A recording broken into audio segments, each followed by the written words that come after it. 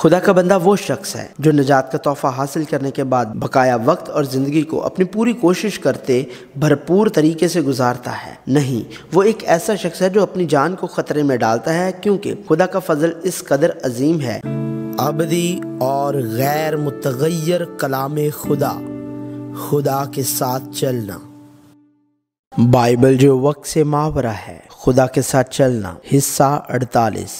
پہلے سے مقرر اور اپنی پوری کوشش کرنا۔ مرد خدا وہ مرد ہے جس کا تعلق قادر مطلق خدا سے ہے، وہ دنیا کے نہیں ہیں۔ میں نے تیرا کلام انہیں پہنچا دیا اور دنیا نے ان سے عداوت رکھی، اس لیے کہ جس طرح میں دنیا کا نہیں وہ بھی دنیا کے نہیں۔ جب خدا نے ہمیں تخلیق سے پہلے بلایا تو ہم ایمان کے ساتھ خدا کے ساتھ ابدی آسمان پر ہیں، کیونکہ قادر مطلق خدا نے اپنے کامل فرمان میں ہمیں پہلے سے مقرر لوگوں کے طور پر بلایا، راست باز ٹھہرایا اور جلال بخشا، اور جن کو اس نے پہلے سے مقرر کیا ان کو بلایا بھی، اور جن کو بلایا ان کو راست باز بھی ٹھہرایا، اور جن کو راست باز ٹھہرایا ان کو جلال بھی بخشا۔ خدا نے ہمیں دنیا کی تخلیق سے پہلے ہی مسیح میں چن لیا اور یسوع مسیح کے ذریعے ہمیں اپنے بناتے ہوئے اپنی نیک مرضی کے مطابق ہمیں پہلے سے مقرر کیا۔ دنیا کی تخلیق سے پہلے ہر چیز کی منصوبہ بندی کی گئی تھی، چنانچہ اس نے ہم کو بنائے عالم سے پیشتر اس میں چن لیا تاکہ ہم اس کے نزدیک محبت میں پاک اور بے عیب ہوں، اور اس نے اپنی مرضی کے نیک ارادے کے موافق ہمیں اپنے لیے پیشتر سے مقرر کیا کہ یسوع مسیح کے وسیلے سے اس کے لیے پالک بیٹے ہوں۔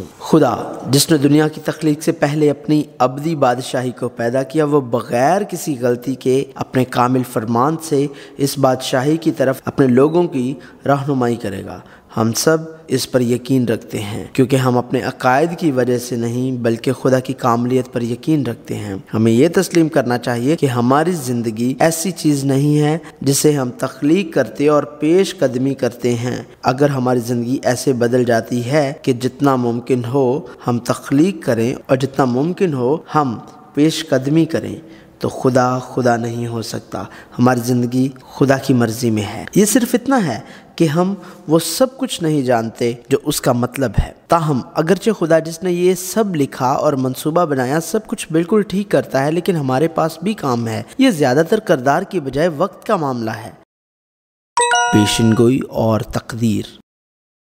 خدا کی پیش گوئی اس قسمت کی طرف اشارہ نہیں کرتی جس کا عام طور پر دنیا کے لوگ حوالہ دیتے ہیں۔ یہ ایک تقدیر پرست نظریہ نہیں ہے جو کہتا ہے کہ اس سے کوئی فرق نہیں پڑتا کہ ہم کیسے رہتے ہیں، کیونکہ خدا نے پہلے ہی ہر چیز کا فیصلہ کر دیا ہے۔ ہمارے نقطہ نظر سے خدا کے فرمان اور تقدیر کا مطلب ہے ماضی پر نظر ڈالنا اور یہ اعتراف کرنا کہ سب کچھ خدا کا فضل اور خدا کی ہدایت ہے۔ یہ مستقبل میں کیا ہوگا کے بارے میں غیر ذمہ دارانہ رویہ نہ دکھانے کے متعلق ہے، بلکہ خدا کا فضل جتنا عظیم ہے ہمیں موجودہ دور میں رہنے والے لوگوں کے طور پر ہر روز کلام پر قائم رہ کر آگے بڑھنے کی پوری کوشش کرنی چاہیے۔ خدا کی قدرت کبھی بھی خود پسندی کا باعث نہیں بنتی۔ خدا کی قدرت کامل ہے۔ ہمارے احمقانہ خیالات اور اعمال کے باوجود خدا اپنی کامل مرضی کو پورا کرتا رہتا ہے۔ ہمارا کام یہ ہے کہ خدا کی عظیم محبت اور فضل کو قبول کرتے ہوئے ہر دن پورے دل سے زندگی گزاریں۔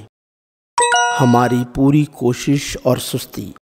خدا کا بندہ وہ شخص ہے جو نجات کا تحفہ حاصل کرنے کے بعد بقایا وقت اور زندگی کو اپنی پوری کوشش کرتے بھرپور طریقے سے گزارتا ہے۔ نہیں، وہ ایک ایسا شخص ہے جو اپنی جان کو خطرے میں ڈالتا ہے، کیونکہ خدا کا فضل اس قدر عظیم ہے۔ کوئی بھی جو خدا کے فضل کو جانتا ہے وہ کبھی بھی گناہ میں ڈھکی ہوئی احمقانہ زندگی نہیں گزار سکتا۔ پس ہم کیا کہیں؟ کیا گناہ کرتے رہیں تاکہ فضل زیادہ ہو؟ ہرگز نہیں۔ ہم جو گناہ کے اعتبار سے مر گئے کیوں کر اس میں آئندہ کو زندگی گزاریں؟ پس کیا ہوا؟ کیا ہم اس لیے گناہ کریں کہ شریعت کے ماتحت نہیں بلکہ فضل کے ماتحت ہیں؟ ہرگز نہیں، کیونکہ ہماری زندگیاں پہلے ہی یسوع مسیح کے ساتھ مصلوب ہو چکی ہیں اور اب مسیح ہم میں رہتا ہے اور ہم اب پہلے کی طرح زندگی نہیں گزارتے۔ میں مسیح کے ساتھ مصلوب ہوا ہوں اور اب میں زندہ نہ رہا بلکہ مسیح مجھ میں زندہ ہے، اور میں جو اب جسم میں زندگی گزارتا ہوں تو خدا کے بیٹے پر ایمان لانے سے گزارتا ہوں جس نے مجھ سے محبت رکھی اور اپنے آپ کو میرے لیے موت کے حوالے کر دیا۔ میں خدا کے فضل کو بیکار نہیں کرتا، کیونکہ راست بازی اگر شریعت کے وسیلے سے ملتی تو مسیح کا مرنا اب سے ہوتا۔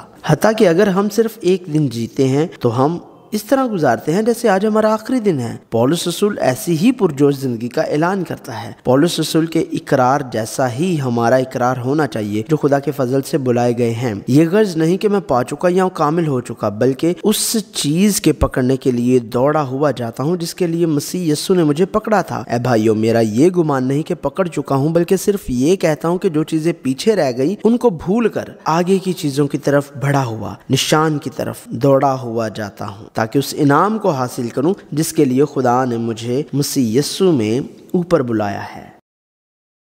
یوسف کے ذریعے خدا کی حاکمیت اور بہترین کوشش کو دیکھا گیا۔ یوسف ماضی سے گزرا اور حال میں داخل ہوا۔ اسے مستقبل کا علم نہیں تھا۔ اس نے اپنے باپ کا حکم مانا اور اپنے بھائیوں کے پاس چلا گیا۔ اس نے بیٹے کے طور پر اپنی پوری کوشش کی اور اس کے بھائی اپنے باپ کی بھیڑ بکریاں چرانے سکم کو گئے۔ تب اسرائیل نے یوسف سے کہا، تیرے بھائی سکم میں بھیڑ بکریوں کو چرا رہے ہوں گے، سو آ کہ میں تجھے ان کے پاس بھیجوں۔ اس نے کہا، میں تیار ہوں۔ تاہم وہ جس جگہ پر گیا وہ موت کی جگہ تھی، اور بہت سی چالوں اور موڑوں کے بعد وہ مصر کو فروخت کر دیا گیا تھا۔ یہاں ایک اہم نقطہ ہے جسے ہمیں چھوڑنا نہیں چاہیے۔ ہمیں یہ سمجھنے کی ضرورت ہے کہ یہ وہ راستہ نہیں ہے جو یوسف نے ایک مبہم مستقبل کی امید کرتے یہ کہتے ہوئے خدا سب کچھ ٹھیک کرے گا خوشی سے اختیار کیا۔ وہ آپس میں کہنے لگے، ہم دراصل اپنے بھائی کے سبب سے مجرم ٹھہرے ہیں، کیونکہ جب اس نے ہم سے منت کی تو ہم نے یہ دیکھ کر بھی کہ اس کی جان کیسی مصیبت میں ہے اس کی نہ سنی، اسی لیے یہ مصیبت ہم پر آ پڑی ہے۔ آخر کار یوسف کو اپنے بھائیوں سے اس کی زندگی کی بھیک مانگنے کے باوجود مصر میں بیچ دیا گیا، لیکن اس نے تمام ذمہ داری خدا پر نہیں ڈالی۔ دوسرے لفظوں میں اس نے بغیر تقدیر میں پھنسے ہوئے ہر دن پوری کوشش کرتے گزارا، اور یوسف کو مصر میں لائے، اور پوتیفار مصری نے جو فرعون کا ایک حاکم اور جلوداروں کا سردار تھا اس کو اسماعیلیوں کے ہاتھ سے جو اسے وہاں لے گئے تھے خرید لیا، اور خداوند یوسف کے ساتھ تھا اور وہ اقبال مند ہوا اور اپنے مصری آقا کے گھر میں رہتا تھا، اور اس کے آقا نے دیکھا کہ خداوند اس کے ساتھ ہے، اور جس کام کو وہ ہاتھ لگاتا ہے خداوند اس میں اسے اقبال مند کرتا ہے۔ چنانچہ یوسف اس کی نظر میں مقبول ٹھہرا اور وہی اس کی خدمت کرتا تھا، اور اس نے اسے اپنے گھر کا مختار بنا کر اپنا سب کچھ اسے سونپ دیا، اور جب اس نے اسے گھر کا اور سارے مال کا مختار بنایا تو خداوند نے اس مصری کے گھر میں یوسف کی خاطر برکت بخشی، اور اس کی سب چیزوں میں جو گھر میں اور کھیت میں تھیں خداوند کی برکت ہونے لگی۔ بلا شبہ یہ سچ ہے کہ خدا یوسف کے ساتھ اس کے انتہائی دکھ بھرے وقتوں میں تھا اور اس نے اس کا خیال رکھا۔ یہ بھی سچ ہے کہ خدا نے یوسف کی وجہ سے آقا کے گھر کو برکت دی۔ تاہم ہمیں یہ جاننا چاہیے کہ یوسف نے اپنی زندگی صرف خدا کی حاکمیت پر یقین رکھتے ہوئے نہیں گزاری۔ یوسف نے اپنی پوری کوشش کی اور اپنے مالک پوتیفار کی توجہ حاصل کی۔ پھر یوسف حاکم بننے سے پہلے دوبارہ جیل سے گزرا۔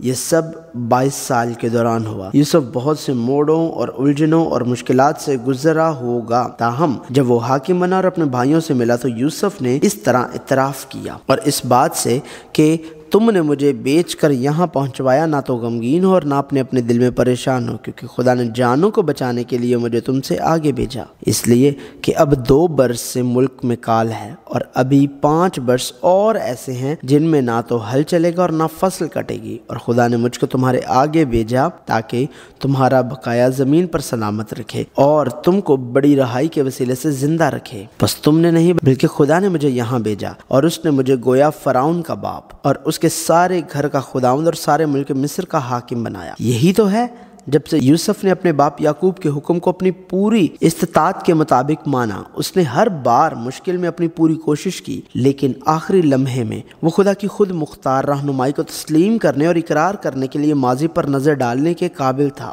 یہ ایمان کا رویہ ہے جو ہمارے پاس ہونا چاہیے۔ موجودہ دور میں رہنے والے لوگوں کے طور پر ہمیں خدا کی رہنمائی پر یقین رکھنا چاہیے اور ہر دن اپنی بہترین کوشش کرنی چاہیے۔ اگرچہ ہم اپنی بہترین کوشش کرتے ہیں، ہم پھر بھی گنہگار ہیں، اس لیے ہم سے غلطیاں ہو سکتی ہیں، گر سکتے ہیں، اور یہاں تک کہ جرائم کے ارتکاب کے لیے تادیب بھی کیے جا سکتے ہیں، لیکن یہ دوبارہ اٹھنے اور دوبارہ دوڑ لگانے کے بارے میں ہے۔ یہ اس اچھی حکمت کو استعمال کرنے کے بارے میں ہے جو خدا نے ہمیں منصوبہ بندی کرنے اور پرجوش ہونے کے لیے دی ہے، اور بالآخر جب وقت گزر جاتا ہے اور ہم پیچھے مڑ کر دیکھتے ہیں تو ہم اعتراف کر سکتے ہیں، اگرچہ میں محسوس کرتا ہوں کہ میں اپنے جذبے اور کوشش کے ساتھ آیا اور ہر لمحہ اس پر غلبہ پایا، یہ سب خدا کی رہنمائی، جوش اور دیکھ بھال تھی۔